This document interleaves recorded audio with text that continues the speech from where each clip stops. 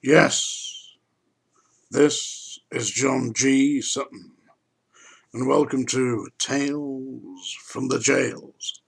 Today I'm going to talk a little bit about the hospital service at Strangeways. When I was posted after completing my training course at HMP Liverpool at Walton Jail, I was sent from Walton Jail to the NHS, where I did serve a period of training on placement with a hospital in Liverpool, and from there back to the training school at Walton Jail, and subsequently was awarded a certificate of practice as a certified nurse in the Home Office, and was posted to Strangeways.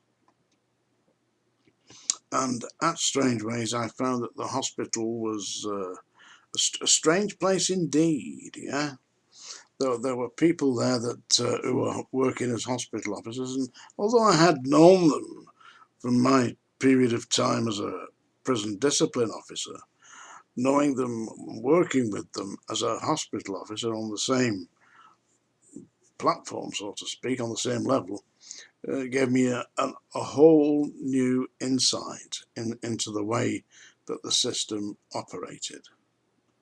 I mean, for instance, there was one particular prison hospital officer who was a foul-mouthed, uneducated, ignorant pig. I shan't mention his name, but his name was John Barker.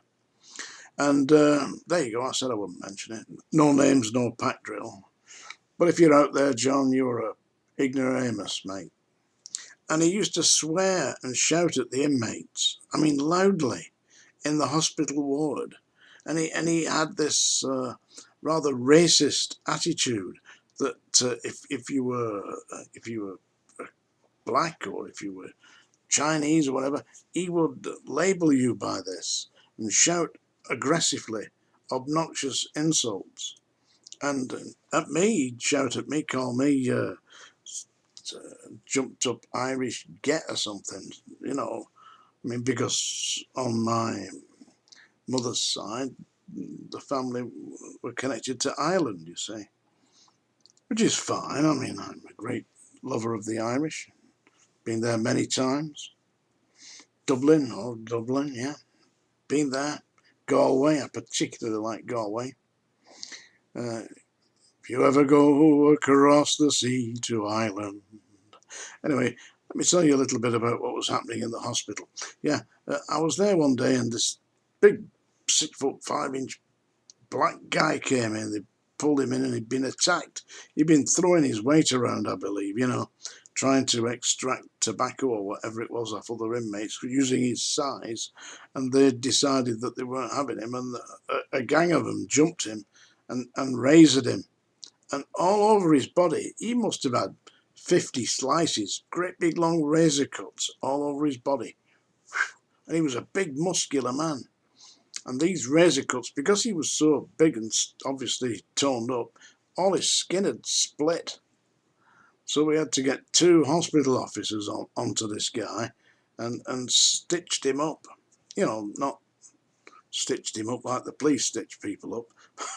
Stitched him up using a needle and thread, gut, and stitched him up, and steri strips and all that. He was in a terrible state, that guy. But anyway, he survived, because as hospital officers, I believe that the first duty was to actually make sure that the patients were treated as patients and as prisoners second. A lot of the staff thought, no, prisoners first and patients second, but it don't work like that. Not in my opinion, anyway. We had numerous people. I'll tell you the story of this. I was on duty at night, doing nights in the hospital, yeah? And I was on duty as the hospital officer in charge of the hospital overnight. So I was in the hospital unit, yeah, in the hospital block, yeah. It was the end of A wing. You got out of A wing, which is the first wing on the left as you go into the main prison. out through the end of A wing, turn right, and up on your left, that was where the hospital was. It doesn't seem to be there now. They've obviously knocked it down, but it was there, and it had a hospital ward, and it had cells, padded cells, and secure cells on the ground floor. So I was there one night, and it would be about midnight. I was going round the cells, making sure that everybody was okay. I wasn't putting the lights on because it disturbed them, but just checking that everybody was okay. And I got to the end cell, and it had like a drop down flap, instead of just a little eye hole, to the drop down flap, and the flap was down. And as I got to the end, I put my head to look into the cell to make sure that the inmate was okay, and this face came up, and it said, "All quiet on the Western Front." Seriously, who the hell this inmate was, I don't know. It bloody scared me, that night. Yeah, it really did. And also, people talk about the place being haunted.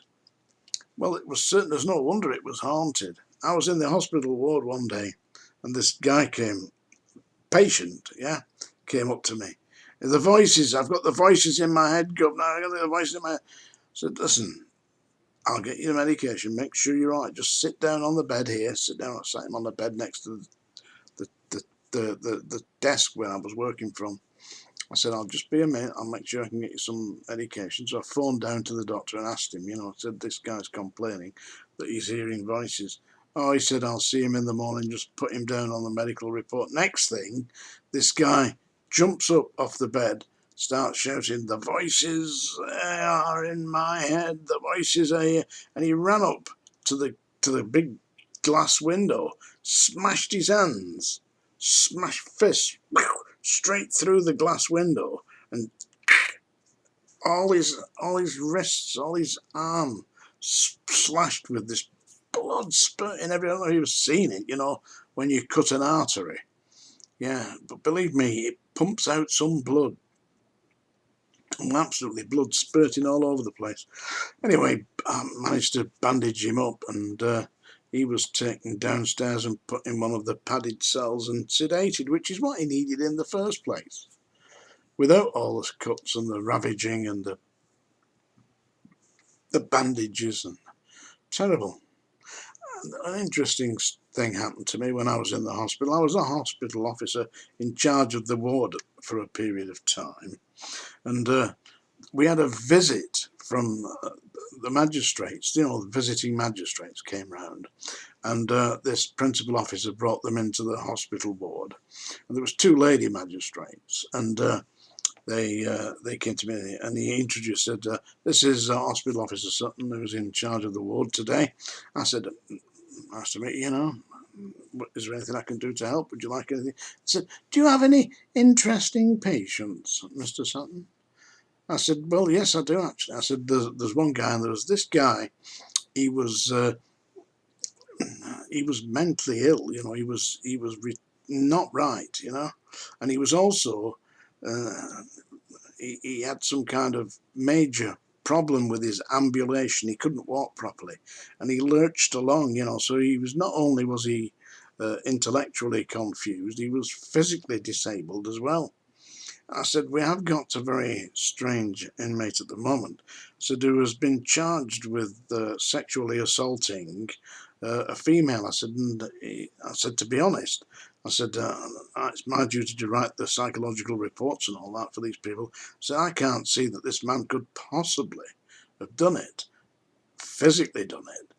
I said, "But there is one aspect of this individual that would indicate that it could potentially scare any female that he approaches in that manner." "Oh, really, Mr. Sutton? And what's that?" I said, "Well, this man's physically disabled and intellectually impaired, and I have, as the hospital officer in charge, to supervise his bathing." I said, "And when I was supervising this yesterday, I was astounded to see the size of his equipment." I said, "It's probably the biggest set of tackle that I've ever seen in my life. It's probably about 12 inches long, and to go with it." And this principal officer who was He's going, oh, no, don't do it. And these two female magistrates, they're going, ooh, Mr. Sutton, eh? I tell you, I thought they want to know about interesting inmates. There you go. And seriously, it was. I mean, but this guy, he only needed to get a little bit closer, and it was bloody enormous. Eh? Happy days. Tales from the jails. Don't forget, Psychic Screw on Amazon. By me. I wrote it. Bye.